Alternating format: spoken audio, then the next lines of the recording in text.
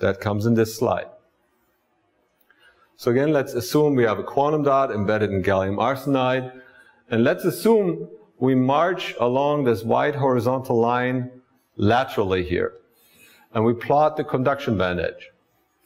So what we'd like to see is, we'd say, well, we have gallium arsenide being the confinement material, roughly at band gap 1.412, up here on the left corner and in this plot. And we would expect to see an indium arsenide-like, this is an in-gas quantum dot, so an in-gas bottom of the band edge, right? That's how we draw quantum wells, right? Stick diagrams, right? Confinement potential, quantum well. And for the valence bands, we know, well, there's biaxial strain. It's going to split these bands, light hole, heavy hole. Things are going to be a little bit more complicated, but fine, right? We would draw a stick diagram, roughly, of this indium gallium arsenide structure. Now let me show you what you would get if you do the following experiment. So we're marching along the white line, and in the gallium arsenide, each arsenic atom only has gallium neighbors, right? So you could say, I'm going to pick out my 4 neighbors that are around me, and I'm going to assume that those 4 neighbors at this spot don't ever change. I'm going to do an infinite cell and figure out if my world would only look like this, what would my band structure be? And I can compute the band gap and the effective mass. I can move to the next arsenic atom along the white line and look at my gallium arsenide neighbors and figure out what my band gap would be. And then the next arsenic atom and look at the 4 galliums, right? That's what is plotted indeed here on the top left with these gallium arsenide band edges. But now if you get inside of the quantum dot, you go to an arsenic atom. That arsenic atom sees possibly an indium atom, possibly a gallium atom, and it sees 4 of those. Okay? Now I could again make that assumption. I'm going to take that cell, that local neighborhood, and then repeat it infinitely and do a band structure calculation and figure out what my band gap would be. Right? I can do that. It's a periodic cell, and I can do that. And I also have that side information that all my indium arsenide-like bonds would like to be like indium arsenide, and all my gallium arsenide-like bonds like to be like gallium arsenide. So if you do that experiment, that Gedanken experiment, march through the structure, what you would get is a bimodal distribution of conduction band edges. Things that look more like indium arsenide and things that look more like gallium arsenide. So the gallium arsenide-like bonds actually go up in energy because they got stretched. And the indium arsenide-like bonds are also up in energy from their unstrained value, which is much lower, like at 0.6 or so.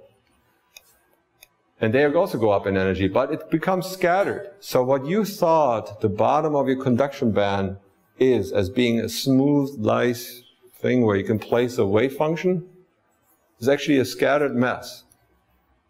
Because the local atoms around there are disordered.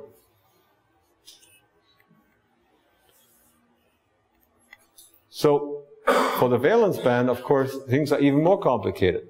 Because you have the heavy hole and the light hole, gallium arsenide and indium arsenide-like bonds. So you have you have 4 pairs, you have 4 colors that are showing up there. So what you thought was a nice, smooth top of a valence band is really a scattered mess in this sort of line of thinking of a local band structure. So now you can ask yourself, does that matter? Or is that just a figment of a modeling imagination? So, again, for baseline, we're going to take a quantum dot that has been smoothed out, and we can compute an eigenstate like that, right, in this confinement. And we find that if we look at say a 3D representation or a cut through the structure in 2D, we get nicely spherical wave functions for the holes, right? A nice round ball, more or less, right? So the simulator has not gone bananas. It gives a reasonable result. But now we're going to turn on disorder. We're going to pick one sample and calculate the eigen wave function. And we find a distribution that is sort of roundish, but it's scattered all over the place. And it's not perfectly spiked in the very center, but it's actually off-center. And it has a certain eigenvalue. And now you can say, well, Klimek, that's fine, but would that matter, right? So now let's take a different sample, right? Different local arrangement of these indium and gallium atoms.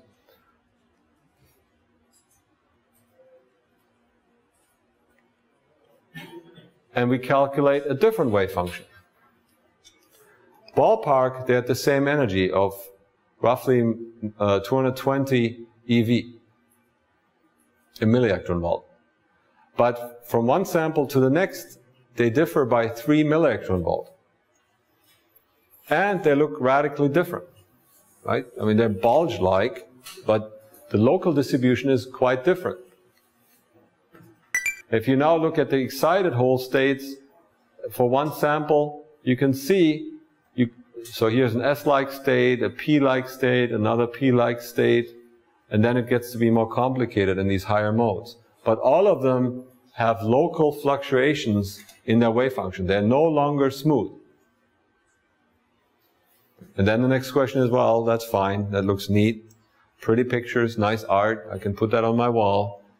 But is it statistically significant?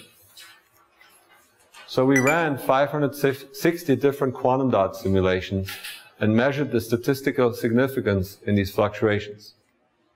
So we looked at the valence band and measure its expectation value, and we measure its sigma, its standard deviation. Standard deviation is 1 millielectron volt, ballpark.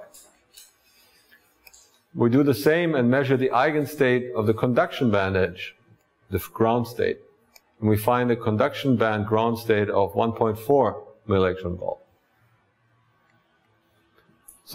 And we measure the total gap for each sample and find the gap and measure a sigma that is 2.3 millielectron volt.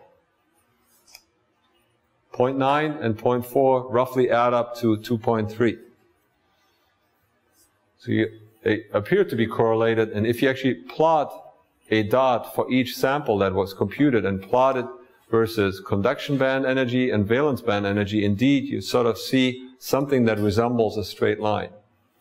That means if there is a sample that has a high conduction band energy, it is also low in its valence band energy, meaning its gap is overall high. If you have a sample which has a lower conduction band edge energy, it also has a higher valence band energy, its gap got narrower. That's the correlation effect in there. Okay? So it looks like if you could control exactly the shape, the size, the number of atoms in your quantum dot experimentally, right? Which is a pretty strong requirement, right? Which I don't think we'll ever do. But let's assume that that were the case. What experimentalists will not control is the alloy disorder. They will not order all these atoms very nicely of the 1 million atom quantum dot, right? And if they don't do that, there is a significance of 2 millielectron volts in fluctuations of your eigenenergies, which may or may not be significant. So let's look at that in a little while. But there's another thing